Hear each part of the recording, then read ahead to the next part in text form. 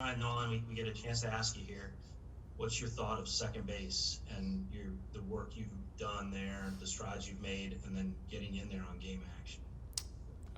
Yeah, I've put a lot of work lately at second base, and got to do it in a sim game today. Played out there the whole game, and just getting comfortable with knowing where to be and positioning and everything. But I like it over there, and if it's gonna help the big squad win, then that's what I'm willing to do, and just put in extra work and make sure I'm dialed in there. What have you learned about that position that you did not know a month ago? It's still fielding ground balls. It's baseball.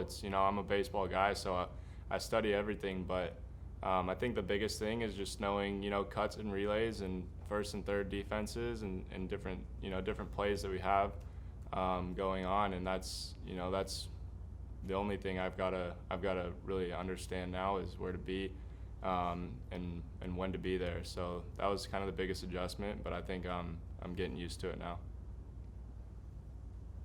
Jeff Jones, Belleville News. Hey, Nolan, when we talked to other Nolan at the beginning of camp, he mentioned that when you got there early, you guys got a chance to go golfing together and spend a little time and kind of just pick his brain a little bit. What did that mean for you that he would reach out and open that up with you two, and then how important has it been to build that relationship with him? Yeah, it was great.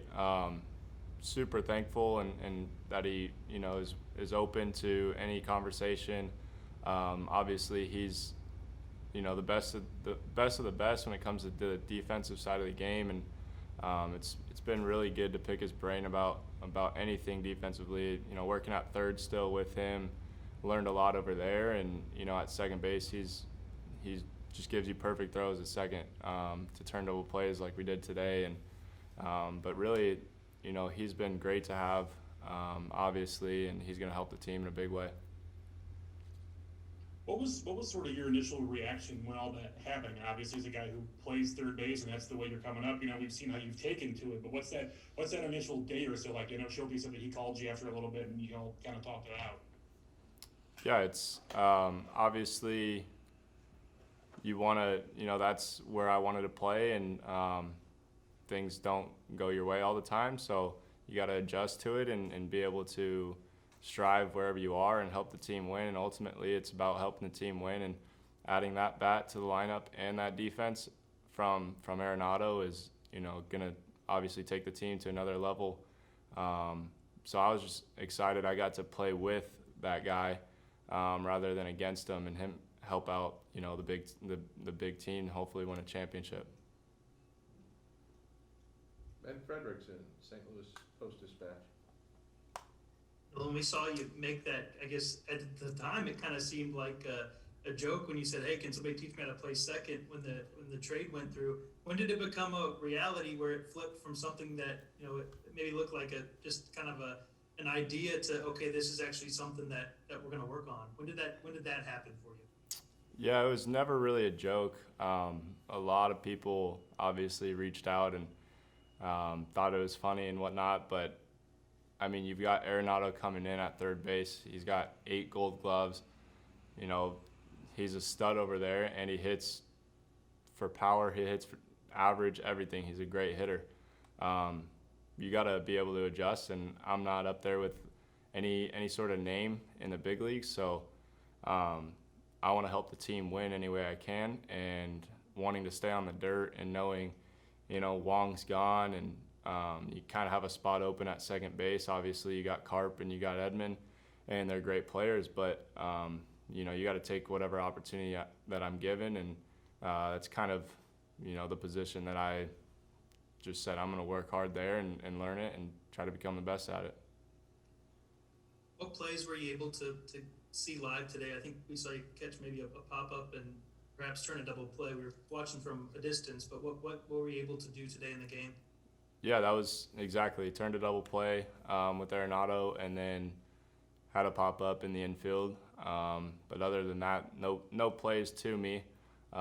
Just learning and understanding where I need to be on balls hit in certain positions, and we had a couple situations with infield in and different things like that, holding runners and all of that. So that was good to have a real game and understand all that positioning.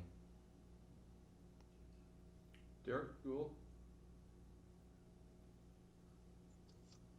Nolan, one of the things about shifting to second is getting that comfort with the runner bearing in on turning double plays. What has that work been like for you? I know that's something that like a Kendall spends a lot of time with.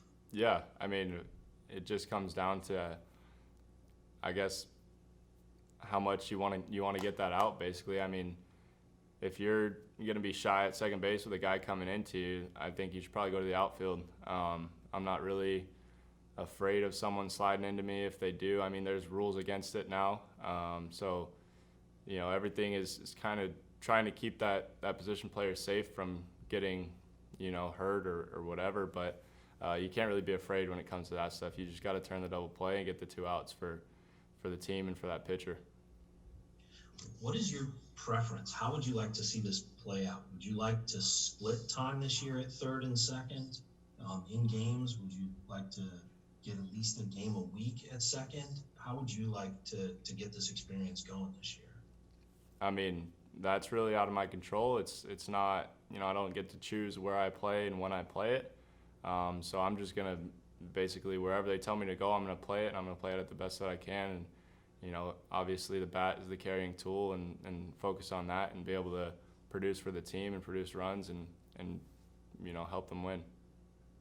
Do you feel game speed ready? I mean, was today a good test of that? Do you feel like you could go to second in a Grapefruit League or AAA game at this point?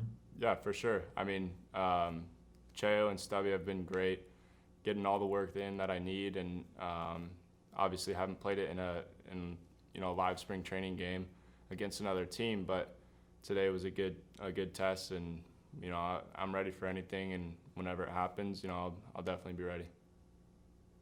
Thank you. Zach Silver, MLB.com. Were you ever able to get in touch with Dustin Pedroia at all? Do you know if that ever reached him in any way? Yeah. So he lives out in Arizona, obviously. So I had a lot of people reach out that knew him, and he's a great guy, and just got to text him a little bit. But I guess he got hurt and was getting some surgery done, so he wasn't able to get out on the field. But I mean, he's a great guy. Everyone that I talked to about him said he's amazing, and I've know people that played with him in college, and just it was great, and I'm glad he was letting me reach out to him, and just a good guy to have in your pocket. With hope before he got hurt to get on the field with him and run through some motions with him, was there any plan to do something one-on-one with him before he got hurt, I guess? No, that was so whenever I got in contact with him, that was after he had some surgery done, so he wasn't able to get out, and I was already headed out here to work with Okendo and a couple other players. I guess without divulging too much private information, what did he kind of tell you, or what did you learn from your talks with him that you hope to carry forward into this year? Yeah, it's just, simple stuff. It's hard to just text through the phone and really dive into a lot of things, but more so of just having a lot of time at second base. You don't have to rush anything, and making sure on double plays you're getting that first out and protecting yourself from that runner coming, and just simple things, little things, that made him a great player. And obviously he was going 110% all the time, and obviously that's hard to do as through 162 games, but definitely be aggressive there, and be aggressive but smooth, and you got time. Ben Frederickson. Before this spring, when was the last time you had, if at all, you had played second in a game-like setting? And also, do you see maybe any outfield work being something that you could do this year as well? I know you said you wanted to stay in the infield if possible, but is that something you see coming as a way to perhaps get in the lineup sooner here in St. Louis? Yeah, obviously, like I said, stay in the dirt as long as I can.